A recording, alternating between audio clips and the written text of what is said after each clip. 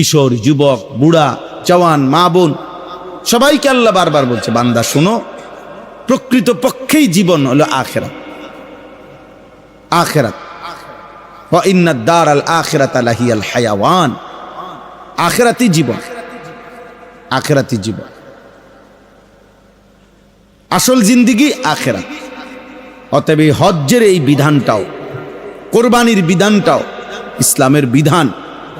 আপনারা এখানে যারা উপার্জন করেন, বিবাহিত হোক অবিবাহিত হোক, একসাথে সংসার হোক ভিন্ন হোক, বিদেশ প্রবাসী হোক, দেশের কোনো উপার্জনকারী হোক, চাকরি হোক, ব্যবসা হোক, দোকান হোক, কৃষি হোক, আপনাদের প্রত্যেকের প্রথম কথা একত্রে বলে নিলাম, প্রথম দায়িত্ব আপনারা আপনাদের যার যার সুবিধা মতো নির্ভরযোগ্য আলেম কারো কাছ থেকে এ কথা শুনাইয়া বলা যে হুজুর আমার এই সম্পত্তি, এই আমার উপরে হজ ফরজ কিনা, আমার উপরে কোরবানি ওয়াজিব কিনা, এটা কমপক্ষে নিজের মাসআলা, নিজের হিসাব নিজে একজন আলেম থেকে বুঝে নেওয়া উচিত।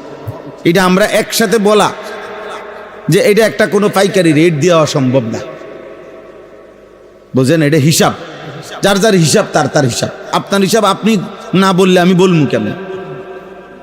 আপনার মোট আয় ব্যয় কি আছে না আছে তা আমি বলতে হবে আমাকে, আপনি একজন আলেমকে শুনাইতে হবে, উনি না পারলে উনি আরো বড় হুজুর থেকে জেনে নিবে, উনি জানা নিবে, উনি বুঝ করে দিব। আমাদের এটা উচিত।